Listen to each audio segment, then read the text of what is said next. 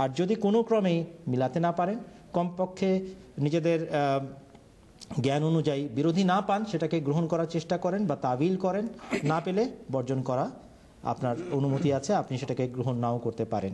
কিন্তু আপ্রাণ চেষ্টা করা উচিত শেষ পর্যন্ত যেন এই ভান্ডার আমাদের হাতছাড়া না হয়। আর যারা সত্যকে দেখে শুনে যে যাচাই করার পরও মানতে চান না, তাদের জন্য আমরা শুধু এতটুকু দোয়া করতে পারি যে কোরআন শরীফে আল্লাহ তাআলা স্পষ্টভাবে বলে রেখেছেন, আতিউল্লাহ ওয়া আতিউর রাসূলা ওয়া উলিল আমরি মিনকুম ফাইন তানাযাতুম ফি শাইইন ফারুদ্দুহু ইলাল্লাহি ওয়ার রাসূলি ইন কুনতুম তুমিনুনা বিল্লাহি ওয়াল ইয়াউমিল আখির যালিকা খায়রুম ওয়া আহসানু তাওয়িলা। তোমরা যদি কোনো বিষয়ে মতবিরোধ করো, প্রথমত আনুগত্য করো আল্লাহর নিঃশর্তভাবে, এবং আনুগত্য করো রসুলের হযরত মুহাম্মদ সাল্লাল্লাহু আলাইহি ওয়াসাল্লামের, এবং তোমাদের মাঝে যারা আদেশদাতা আছেন তাদের। কিন্তু কোনো বিষয় যদি তোমাদের দ্বিমত হয়, তাহলে আল্লাহর দরবারে সেটাকে ফিরিয়ে নাও মীমাংসার জন্য, হযরত মুহাম্মদ সাল্লাল্লাহু আলাইহি ওয়াসাল্লামের দরবারে নিয়ে যাও সেটার মীমাংসার জন্য, যদি তোমরা আল্লাহ এবং পরকালে বিশ্বাসী হয়ে থাকো। এটি সর্বোত্তম পন্থা এবং ব্যাখ্যার দিক থেকে সবচেয়ে সুন্দর। এই কথাটা সূরা নিসার 61 নম্বর আয়াতে আল্লাহ তাআলা নিজে বলেছেন। অতএব আমরা দোয়া করি তাদের জন্য যারা হাদিসকে ভয় পান, যদি সেটা মির্জা গোলাম আহমদ কাদিয়ানী আলাইহিস সালাতু ওয়াস সালামের সত্যতা। 60 নম্বর। আচ্ছা, আমি যে আয়াতটা পড়লাম সেটা 60 নম্বর আয়াত সূরা নিসার, এবং সেখানে আল্লাহ তাআলা এই কথাই বলেছেন যে তোমরা যদি আল্লাহ এবং পরকালে বিশ্বাসী হও, তাহলে আল্লাহর দরবারে অর্থাৎ কোরআন শরীফে যাচাই করো বিষয়টি, এবং রসুলের দরবারে অর্থাৎ সহিহ হাদিসে যাচাই করো বিষয়টি। এই জিনিসটা যেন হাতছাড়া না হয়, এটা আমাদের আন্তরিক দোয়া থাকবে তাদের জন্য যারা হাদিস সম্পর্কে সন্দিহান। ধন্যবাদ মাওলানা আউয়াল সাহেব। আমাদের কাছে অনেকগুলো ফোন অপেক্ষা করছে, তো আমরা কিছু ফোন কল নিয়ে নিই, তারপরে আবার আসবো আপনার কাছে। দর্শক মাফ করবেন, আমার গলা একটু সমস্যা করছে। প্রথম যিনি লাইনে আছেন আমরা তার সাথে কথা বলতে পারি। আপনারা কি লাইন দিতে পারেন? আসসালামু আলাইকুম, কে আছেন? দয়া করে টেলিভিশনের ভলিউম বন্ধ করে দিন। আসসালামু আলাইকুম। জি, আপনি আপনার প্রশ্ন করুন। ওয়ালাইকুম আসসালাম। আমরা সুন্দরবন থেকে, বাংলাদেশের সুন্দরবন থেকে আমরা এই অনুষ্ঠান দেখছি, গত 3 দিন থেকে দেখছি। আল্লাহ ফাজলে আমাদের এখানে অনেক মেহমানরা এসেছেন 80 কিলোমিটার দূর থেকে, কলারোয়া থেকে মেহমানরা এসেছেন। তাদের ভিতর 9 জন আছেন নওমবান, যারা গত 10 দিন 15 দিন আগে বয়াত করেছেন। 6 জন এসেছিলেন মেহমান হিসেবে, জেরে তবলিগি হিসেবে। তারা গত 2 দিন থেকে প্রোগ্রাম দেখছেন। আলহামদুলিল্লাহ আজকে তারা বয়াত করেছেন। গত 2 দিন থেকে তারা প্রশ্ন করার জন্য আপ্রাণ চেষ্টা করছে, লাইনে ঢুকতে পারেনি। আল্লাহ তাআলা আজকে তৌফিক দিয়েছেন আলহামদুলিল্লাহ। জি, আপনারা প্রশ্ন করবেন, আপনার প্রশ্নটি সরাসরি করুন। কাইন্ডলি তাদের প্রশ্নগুলো ছোট আছে, আপনারা মেহেরবানি করে জবাব দিবেন। তার আগে আমি ব্যক্তিগতভাবে আমার ছোট্ট একটা মতামত আপনাদের খেদমতে পেশ করছি।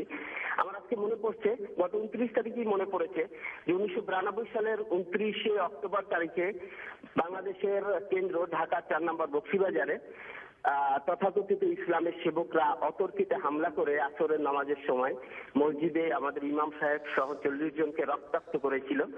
আমাদের বাড়িঘর ভাঙচুর করেছিল। জি তৌহিদুল ইসলাম সাহেব, আপনার মতামত আমরা শুনলাম, আপনার প্রশ্নটি করুন প্লিজ। আল্লাহ তাআলা সেই কষ্টকে দূর করেছেন 29 তারিখের মাধ্যমে। বুঝি আপনার প্রশ্নটি আপনি করুন। আমাদের যে বন্ধুরা এসেছেন তারা প্রশ্ন করছেন, প্লিজ। আসসালামু আলাইকুম। ওয়ালাইকুম আসসালাম। আপনার নাম কি ভাই? আমার নাম এস এম টিয়া। আচ্ছা, আপনার প্রশ্ন বলুন। আমি হানাফি সম্প্রদায়ের একজন সদস্য। জি, এস এম টিয়া, আপনার প্রশ্নটি করুন। আমার প্রশ্ন হচ্ছে, আমি হানাফি সম্প্রদায়ের একজন সদস্য।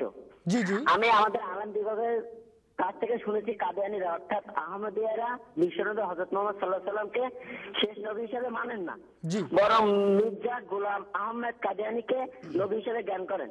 কিন্তু 80 কিলোমিটার দূর থেকে এই যে আপনাদের সত্য সন্ধান এই অনুষ্ঠানটি দেখার জন্য শ্যামনগরের সুন্দরবনে এসেছি।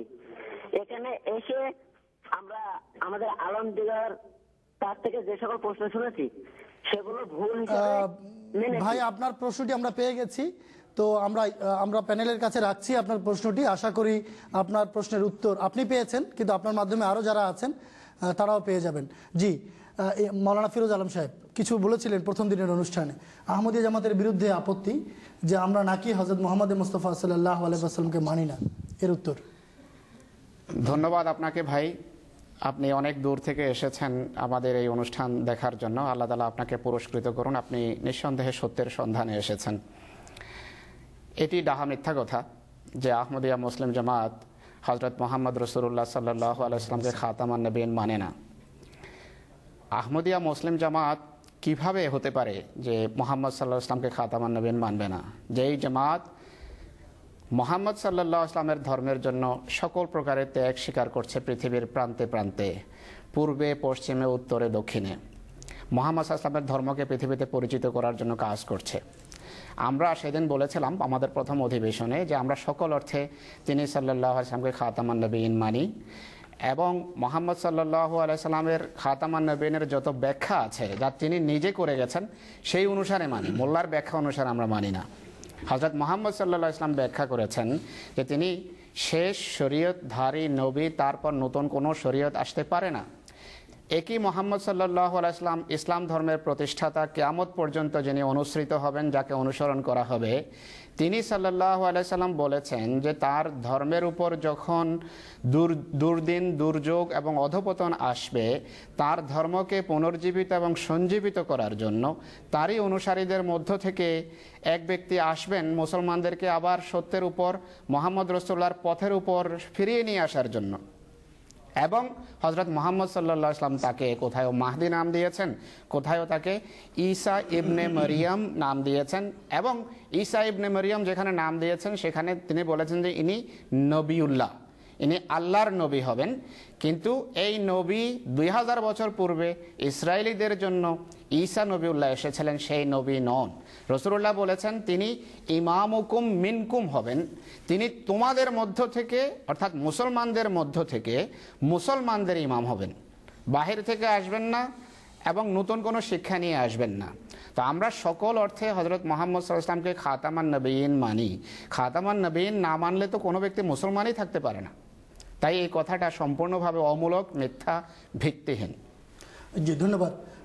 আমরা পরবর্তী কলারের কাছে চলে যাচ্ছি। আসসালামু আলাইকুম। আসসালামু আলাইকুম, কে আছেন লাইনে? আসসালামু আলাইকুম। হ্যালো, আসসালামু আলাইকুম। ওয়ালাইকুম আসসালাম ওয়া রাহমাতুল্লাহ। আসসালামু আলাইকুম, আপনি যদি আমার কথা শুনতে পান তাহলে প্রশ্ন করুন। জি, আমার প্রশ্ন হলো যে কাদিয়ানী শব্দটিকে কেন ব্যঙ্গাত্মক এবং বিদ্রুপাত্মক ভাবে প্রচার করা হচ্ছে? আমি ব্রাহ্মণবাড়িয়া মৌলভীবাড়ি থেকে বলছি। আচ্ছা, আপনারা প্রশ্নটি বুঝতে পেরেছেন কিনা? জি ধন্যবাদ ভাই, আপনার প্রশ্ন পৌঁছে গেছে, আমরা চেষ্টা করছি উত্তর দেওয়ার। আপনার প্রশ্ন হচ্ছে ব্রাহ্মণবাড়িয়ার থেকে যে কাদিয়ানি শব্দটা কেন ব্যঙ্গাত্মকভাবে আমাদের বিরুদ্ধে ব্যবহার করা হয়। এটার দুটো উত্তর দেওয়া যেতে পারে। একটা হচ্ছে আল্লাহ তাআলা কাদিয়ানের নাম সারা পৃথিবীতে ছড়াতে চান, সেই জন্য আমাদেরকে বারবার সবাই কাদিয়ানি বলে ডাকার চেষ্টা করে। আমরা না চাইলেও আল্লাহর মহাপরিকল্পনার অধীনে হয়তো কাদিয়ান নামটা সারা পৃথিবীতে ছড়ানোর একটি ব্যবস্থা এরকম করা হয়েছে। আরেকটা হচ্ছে যে আমাদের সাথে সেই ব্যবহারই করা হচ্ছে যে ব্যবহার হযরত আকদাস মুহাম্মদ রাসূলুল্লাহ সাল্লাল্লাহু আলাইহি ওয়াসাল্লামের যুগে তার সাথে করা হয়েছিল। তিনি বলতেন আসলামতু লিরাব্বিল আলামিন, লোকেরা বলতো সাবাউতা, তুমি সাবি হয়েছো, তুমি মুসলমান না, তুমি মুসলিম না, তুমি সাবি, তুমি সাবি। তাহলে দেখা যাচ্ছে যে মহানবী সাল্লাল্লাহু আলাইহি ওয়াসাল্লাম এবং তার জামাতের সাথে যে আচরণ করতো কাফেররা, এই যুগের ইমাম মাহদী এবং প্রতিশ্রুত মাসির সাথে তার বিরুদ্ধবাদীরা ঠিক একই ব্যবহার করে যাচ্ছে। যেটাই আল্লাহ তাআলার পরিকল্পনা হোক, আমরা মাথা পেতে নিয়েছি, সত্যকে গ্রহণ করেছি, অতএব ধৈর্য, সহ্য এবং দোয়ার মাধ্যমেই এই দিনগুলো পার করতে হবে ভাই। এরা ভুল বুঝে আমাদেরকে দূরে সরিয়ে রেখেছে। যখন তারা বুঝতে পারবে তারা আপনাকে জড়িয়ে ধরবে আর বলবে তুমি আমাদের সম্মানিত ভাই, তুমি সত্য তখন মেনেছো যখন আমরা চিনি নাই।